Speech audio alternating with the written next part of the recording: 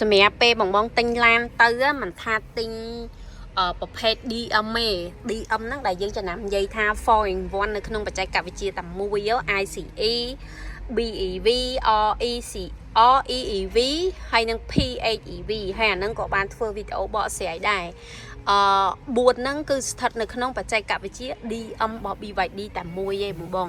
អញ្ចឹងឥឡូវខ្ញុំត្រឡប់មកប្រភេទឡានអាគីសនីសុតប៉ុន្តែបងទិញយក DM ទៅក៏ដូចគ្នាដែរវានឹងបង្ហាញបែបនេះនៅពេលដែលកំពុងតែសាកថ្មបងក៏ថាពេលដែលគាត់កំពុងសាកថ្មមកចំហៀងលោតខាងនេះមកចំហៀងនេះលោតទៅនេះអញ្ចឹងមានន័យថាអញ្ចេះអានេះខ្ញុំបាច់និយាយក៏បងដឹងដែរអានេះសាកបាន 71% ហើយចិត្តពេញហើយមកពេញវា620គីឡូ D9 នោះអានេះកម្លាំងទទួលដោយសារយើងសាកនេះមិនមែនសាកឆ្នាំងសាក7គីឡូវ៉ាត់ទេណាបងប្រើឆ្នាំងសាកចល័តអញ្ចឹង charging power ហ្នឹងមានន័យថាឡានហ្នឹងឆ្នាំងសាក 1.5 គីឡូប៉ុន្តែវាកំពុងតែចូលបានប៉ុណ្ណេះព្រោះដោយសារភ្លើងរបស់យើងមិនមែនប្រើតាឡាននឹងមួយវាប្រើផ្សេងអីចឹងដោយ CV After Sale នៅខាងក្រោយកំពុងតែប្រើភ្លើងច្រើនដែរអញ្ចឹងវាបទាញទៅវាចូលបានតែ 1.2 ឯងអញ្ចឹងអានេះមានន័យថាកម្លាំងចូលឆ្នាំងសាកហ្នឹងទទួលបាន 1.5 កម្លាំងភ្លើងវា